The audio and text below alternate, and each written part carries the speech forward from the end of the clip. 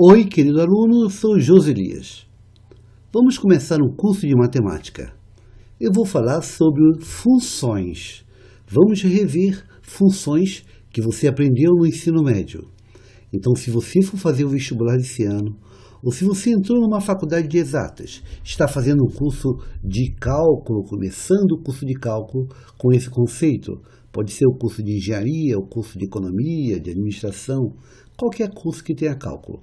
As primeiras aulas vão recordar os conceitos de funções. Vamos iniciar o nosso curso, mas antes, vamos falar sobre notações, as notações. Bem, nesse curso usaremos a seguinte notação. Primeiro, esse símbolo aqui é o símbolo φ, vai representar o conjunto vazio. Então, usaremos esse símbolo para representar o conjunto vazio que você aprendeu no ensino fundamental. Temos aqui o pertenciar, é uma relação de pertinência, significa pertenciar, a relação entre um elemento e um conjunto, né? Uma relação de pertinência, significa pertence. Quando a relação estiver aqui, ó, riscada, quer dizer que é a negação. Então, esse símbolo quer dizer não pertenciar, não pertenciar. Temos a notação aqui, ó, de estar contido, a relação entre um conjunto e outro conjunto está contido, está dizendo que um conjunto é subconjunto de outro conjunto, está contido. Temos essa notação aqui, ó, vamos usar para contém, também uma relação entre um conjunto e outro conjunto, contém. Aqui você tem o está contido riscado, então é a negação, não está contido, não está contido. Temos aqui, ó, o contém está riscado, então é não contém, não contém. Temos a generalização universal, significa para todo, qualquer que seja, para todo, qualquer que seja, generalização universal. Temos aqui, ó, existencial, quer dizer existe um, esse símbolo quer dizer existe um.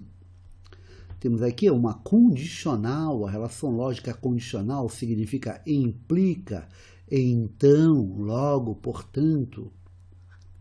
Temos aqui a relação bicondicional, vai significar se e somente se e somente se, ou equivale a. Aqui temos o conectivo lógico, que quer dizer o e é a conjunção, é um conectivo lógico chamado de conjunção, significa e. Vamos usar esse símbolo que é o conectivo lógico ou, essa é a disjunção, ou. Temos aqui esse R que representa o conjunto dos números reais, que você já conhece do ensino fundamental, R, o conjunto dos números reais. Temos esse N para a notação do conjunto dos números naturais, conjunto dos números naturais que você também já conhece. Temos esse Z, que é o conjunto dos números inteiros. O Z é o conjunto dos números inteiros. Temos esse Q, que significa o conjunto dos números racionais, o conjunto dos números racionais. Então, durante o curso, usaremos essas notações e outras que vamos apresentando conforme o andamento do curso. Bem, primeiro assunto, funções. Então, o que significa uma função que você aprendeu no ensino fundamental e no ensino médio? Função. Uma função f definida em A com valores em B, ou também chamada de uma aplicação de A em B, é uma relação entre A e B, tal que, para cada elemento de A, existe um único elemento de B. Então, uma função definida em A com valores em B. Geralmente a gente fala assim, uma função de A em B, ou uma aplicação de A em B. É uma relação entre A e B. E essa relação tem essa condição. Para cada elemento de A, existe um único elemento de B. Olha aqui, ó, para cada elemento de A, existe um único elemento de B. Por exemplo, veja aqui, eu tenho um conjunto A e tenho um conjunto B. Eu gostaria de desenhar uma função de A e B, uma aplicação de A e B. Como eu sei que para cada elemento de A deve existir um único elemento de B.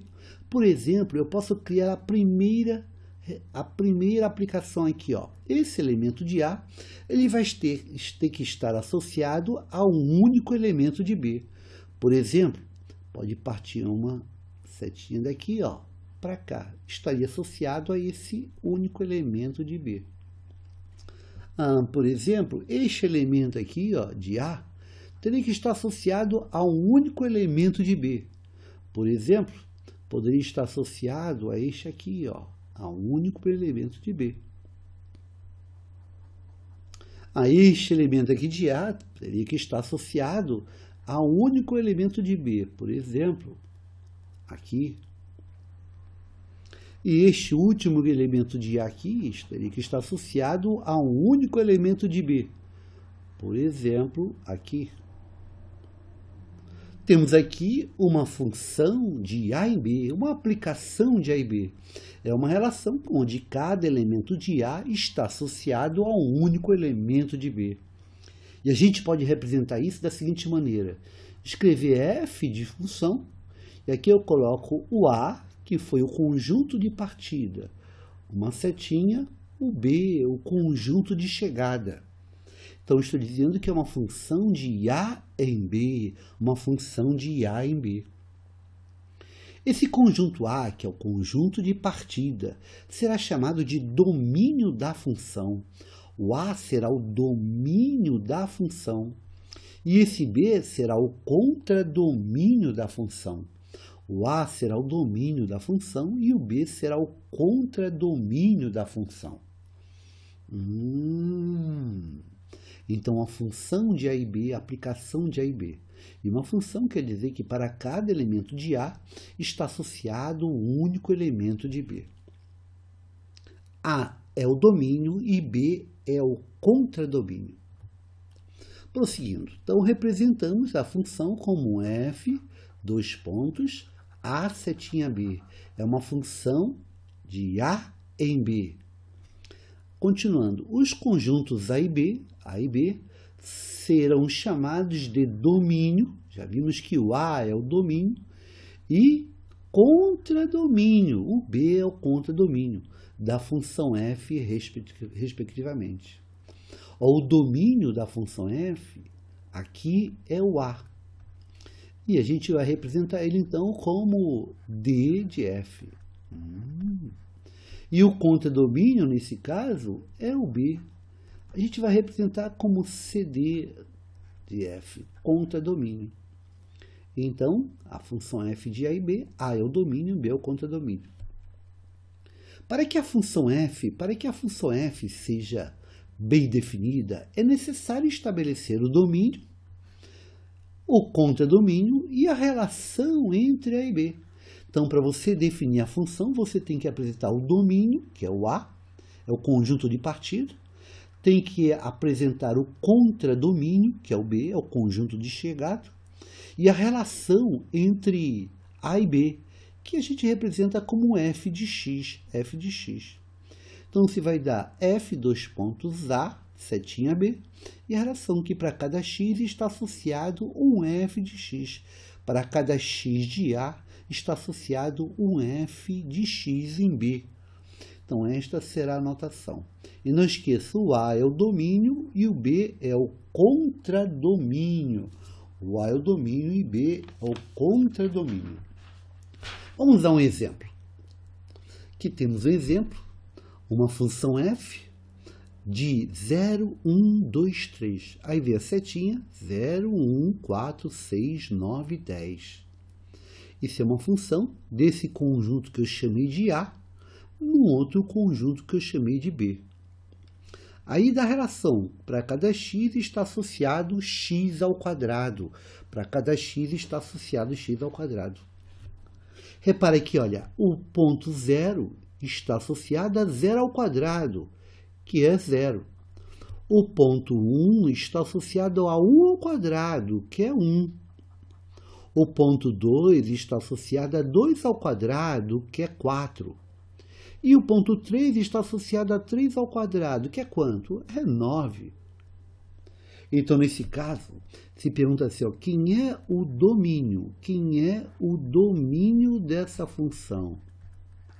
O domínio dessa função é esse conjunto A, onde os elementos são 0, 1, 2 e 3.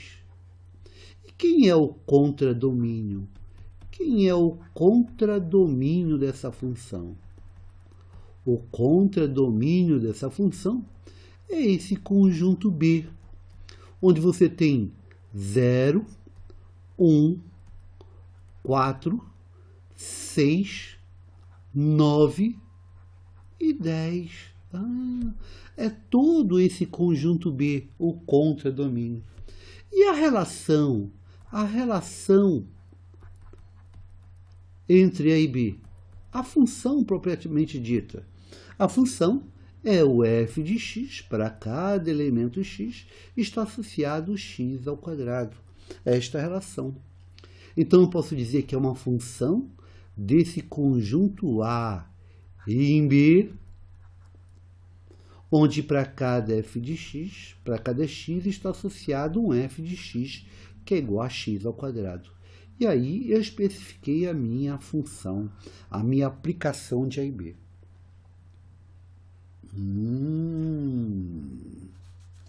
Tranquilo, né? Isso quer dizer, então, que a gente poderia representar isto da seguinte maneira. Esse A é o domínio. Então, o domínio de f, o domínio da função f é esse conjunto A, que é 0, 1, 2 ou 3. E o contradomínio de f é aquele conjunto B, que é 0, 1, 4, 6, 9 e 10. Temos aqui o domínio e o contradomínio da função.